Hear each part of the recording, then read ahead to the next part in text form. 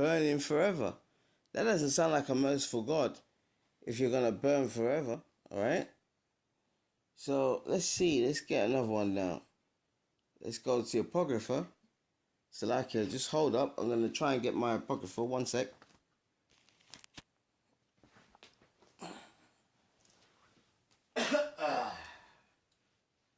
Is this? Okay. Sorry about that. And I remember the Apocrypha, and I was arguing with my sister about that. This was in the King James 1611 until a group, the Bible Destruction group, took it out when we were in slavery. This is between the Old Testament and the New Testament. So if you get a King James 1611 Bible, this Apocrypha will be in it. All right? That's why these Christians don't know anything about the Bible. Oh, it's an uninspired book.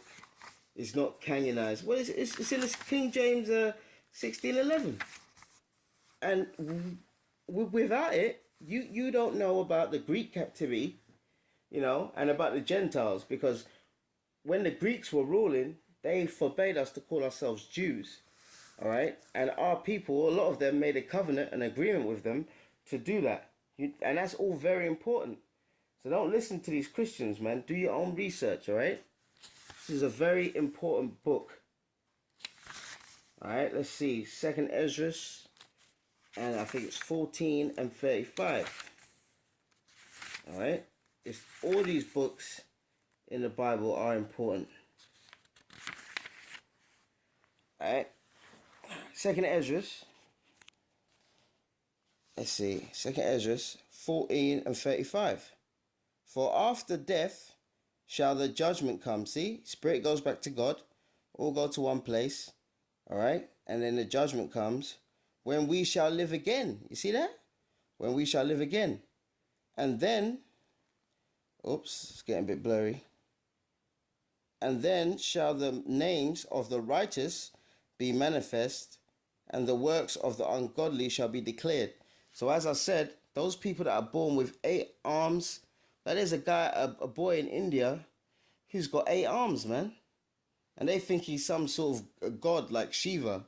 No, he's born with 8 arms because he was a wicked, evil person in his previous life. The Lord judged him, and that was his judgment. That's why it says the fear of the Lord is the beginning of wisdom. You have to, once you start learning these mysteries in the Bible, you really start to fear the Lord, because he could jack you up. You don't get away with nothing, man. Absolutely nothing, all right? So let's go to Job now, because Job expands on it. And this is very deep, brothers and sisters. And again, I want to thank you, sisters, for coming on and reading, and watching the videos. I appreciate you, especially the video I did on the one called the Sickle Cell and Bible Connection. I think that's the one video where everyone has, literally said thank you for doing it. And you know what? It's all praise to Yahweh Bashim Yahushai. All right? Because he puts the Holy Spirit on me, and then I do the videos, But really, this is all his work. All right? Man's goings is of the Lord. This is Job 14 and 14. If a man die, shall he live again? All the days of my appointed time will I wait till my change come. Because that change comes when you come back. All right, you get judged, and that spirit comes back in the 3rd and 4th generation. So when a woman gets pregnant, that spirit goes back into a womb. All right, and you live your judgment out on earth. That's why it said the place of judgment is under the sun, which is earth. All right. Now let's give you an example. Deuteronomy 5 and 9. All right, because you come back in the 3rd and 4th generation of your family. All right. Deuteronomy chapter 5, verse 9. uh, uh, uh, uh, uh. Salakia. Salakia. Okay. Yeah, this is Deuteronomy chapter 5, verse 9. Thou shalt not bow down thyself unto them, nor serve them, for I, the Lord thy God, am a jealous God. See, the Lord is jealous when we worship other gods and Allah and Jesus Christ and Shiva, visiting the iniquities. Remember, iniquity means sin, sin upon sin, continuous sin, of the fathers upon the children unto the third and fourth generation of them that hate thee. How do you show that you hate the Lord? By not keeping his laws, statutes, and commandments. So you think you're getting away with wickedness, you're not. You die, oh, I've only got one life to live. No, you got more than one life. That's one of the mysteries in this Bible. And you come back in the third and fourth generation. All right? Like me, I've got a niece. I think she's about, 5, 6, whatever. You know, she's been here before. All right? Now, let me give you another concrete example. Then I'm going to stop. All right? I'm going to stop and then I'm going to continue in part 2. All right? Now, let's get John chapter 1, verse 19. Because we knew back then that about reincarnation. We knew back then when we were in Israel. But because we've been conquered and scattered, and the white man used the Bible to justify him putting us in slavery, as you know, so forth.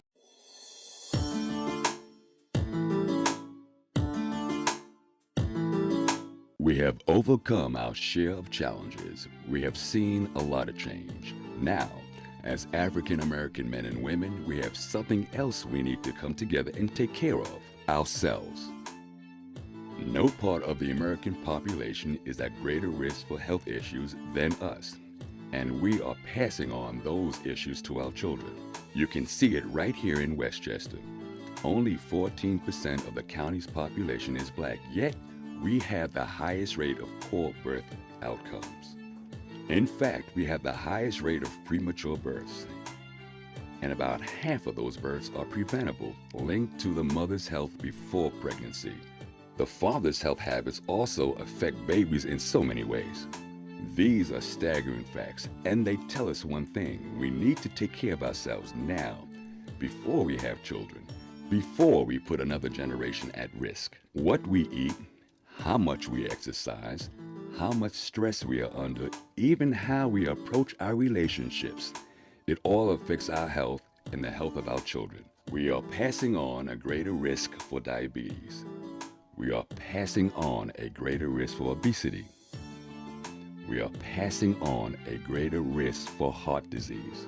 And think about this: in 2009, African Americans accounted for almost half of all new HIV/AIDS infections in Westchester County. If that continues, we will have very little to pass on. We can correct this by becoming informed and by spreading the word within our community. We can take charge of our lives and create a movement for positive living. We have overcome so much over the years. It is time for us to make change happen once again.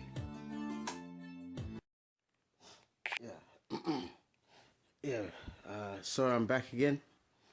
My memory ran out, but we're going to continue because we were getting into reincarnation. As I show by the scriptures, reincarnation is in the Bible. When you die, your spirit goes to God. You come back in the third and fourth generation of your family, and you live out your judgment. That's why people go blind. That's why people got disabilities or deformities, or you might get run over by a car, or you're a woman, you might get raped. You know, the Bible tells you that the Lord creates peace and he creates evil. All right? Our people need to understand that. Now, back in the day, we knew this, okay? We knew all of this. And unfortunately, because we've been discontinued from our heritage, our people, you know, they still believe in heaven or hell. I'm proven already, but I'm going to prove that heaven or hell is about conditions on earth. The Bible tells you in Isaiah 3, 5 and 13, my people have gone into captivity, slavery, because they have no knowledge, and hell has enlarged herself, because slavery was hell. All right? That's why when Yahushua comes back, the one you call Jesus, we're going to be at the top. All the nations are going to be at the bottom. But right at the bottom in the pit is going to be white people, Edomites. They're the only nation God promises no mercy to. And I've shown that was said in the Bible dictionary. I didn't write the Bible dictionary. All right. Now this is John chapter 1 verse 19. All right. And this is the record of John when the Jews sent priests and Levites from Jerusalem to ask him, who art thou? And he confessed and denied not, but confessed, I am not the Christ. So they thought that he was the Messiah, the anointed one. He said no. And they asked him, what then? Art thou Elias, which is Elijah? And he saith, I am not. Art thou not that prophet? And he answered, no. So they thought that he was Elijah. Why would they say this? Because Elijah was, he went up into heaven a long time ago. He got taken by a chariot, which the white man calls UFOs, up into the heavens. So that was hundreds of years before this. Why would they ask him, is he Elijah? Because they knew about reincarnation, okay? They knew that you come back. Now let me prove that you come back in the third and fourth generation of your family. This is Deuteronomy chapter 5. Yeah, chapter 5 verses 9. Thou shalt not bow down thyself unto them, nor serve them, for I am the Lord thy God, am a jealous God. So we're not supposed to be worshipping other gods. We're supposed to worship Yahweh and his son, Yahushai. You know, you worship Yahweh through Yahushai. All right, the one you call Jesus. Visiting the iniquities, iniquity means sin, of the fathers upon the children, unto the third and fourth generation of them that hate me. See? So you come back in the third and fourth generation. And you can tell who hates the Lord by not keeping his commandments, because the Lord judges them. So when you see disabled kids on a bus, can't talk, can't walk, autism, whatever, that's their judgment, basically. That's their judgment. All right? So you come back in the third and fourth generation. Now the elites, they know this. The elites, they know this. They know about reincarnation. All right? Now, let me give you examples of sicknesses that the chosen people had. And when I mean the chosen people, the Lord, I'm talking about the Lord's prophets. All right? This is very important, because I've got a sickness myself, and it's difficult, it's hard, but even our brothers, the prophets, they used to have sicknesses and ailments. Let's go to 2 Corinthians. All right, 2 Corinthians chapter 12, I think it is. 12, let's see. Chapter 12, verse 7. Okay. Let's go to it. Chapter 12, verse 7. Okay. All right. And least I should be exalted above measure through the abundance. So that it's getting boring. Through the abundance, I'll just read it for you. Through the abundance of the revelations, there was given unto me a thorn in the flesh. A thorn in the flesh. The messenger of Satan to buffet me, lest I should be exalted above measure. Now, when you look up the word thorn, thorn in the flesh, when you look that up in the Greek, the word there is skolops. All right, SKOLOPS. All right, it means a sharp instrument, a splinter, i.e., infirmities. All right, so sicknesses. So the Lord gave Apostle Paul, who was one of his prophets, sickness. You know, because sickness humbles you; it keeps you humble. You know, and sometimes it's slow. It's